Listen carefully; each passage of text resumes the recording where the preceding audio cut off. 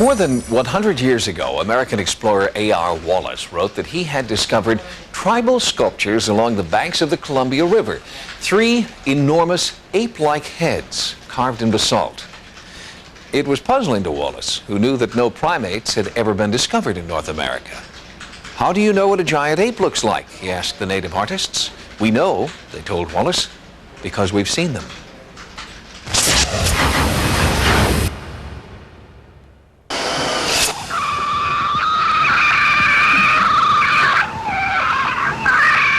This field recording is believed to be the warning call of Bigfoot. While investigators have largely concentrated on retrieving physical and photographic proof that the legendary creature is alive, audio recordings are now emerging as the best evidence.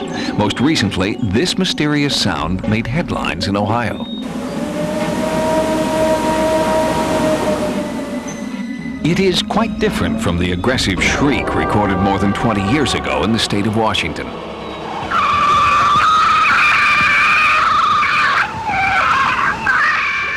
It's a very high-pitched, squealing, blood-curdling, make your hair stand on edge scream. The sound was recorded by Cha-das-ska-Dum Which-Ta-Lum, former police officer and elder of the Lummi Tribe, which has a tradition of Sasquatch encounters. For them, the creature lives. Our old people, like my grandmother, tell us stories about Sasquatch. You people call him Sasquatch. They tell us if we run across him, not to look into his eyes because he can steal your spirit. These are the legends the old people talk about. In the American Indian tradition, all of the tribes of the coastal Northwest have a common belief about Sasquatch or Bigfoot. James Swan is a naturalist and cultural historian who has studied the folklore of many tribes. Modern Western culture jokes at Bigfoot, but in the Indian culture, Bigfoot is serious. This is a real being, a real creature with spiritual powers that lives in wild places. It's a guardian of sacred places, and it's not a joke at all. All these people that seen him, who had an accidental run-in with him, all got affected the same. They went into shock. In 1974, I went duck hunting in the evening about 6:15, 6:30. And I looked up, and this thing got out of the ditch, and I froze, and my knees started shaking, and that was Bigfoot. After that, I sold my guns, and I never did go hunting again, you know. In the Lummi Nation, the oral tradition of tribal lore is now being written down by elders and tribal police. This is how we know that 1974 and 75 were banner years for Sasquatch encounters. According to records, there were over 1,000 reported sightings during that period, and Officer Cha-das-ska-Dum took down most of them.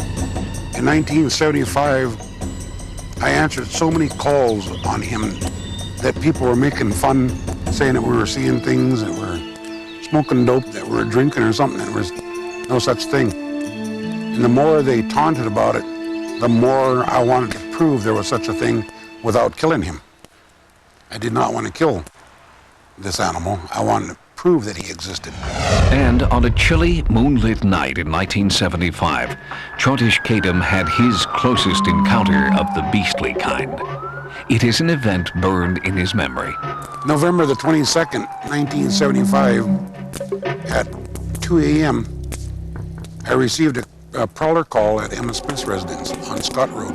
I was going north on Chief Martin Road, which is just off from the Scott Road. I could hear this screaming. I could see this thing running right toward my car. As it came into my bright light, I could see it was a Sasquatch. He had his mouth wide open, showing me all of his teeth. He was coming at me in an aggressive manner.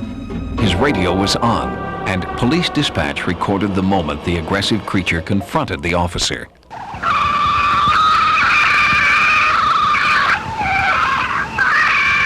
Sightings asked Michael D., the mammal curator for the Los Angeles Zoo, to render an opinion on the alleged Bigfoot recording.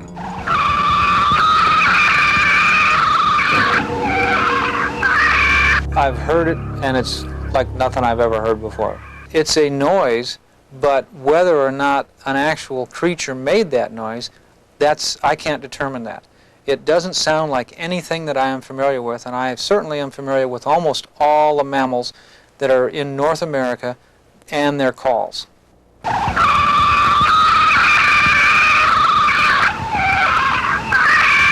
The source of this disturbing wail may never be known.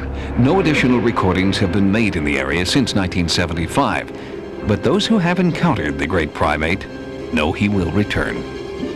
He looks so human. Their facial features are so much like our own that it's almost like you say, where did you come from? What are you? I want to talk to you, I want to communicate. There's not a doubt in my mind that Sasquatch exists.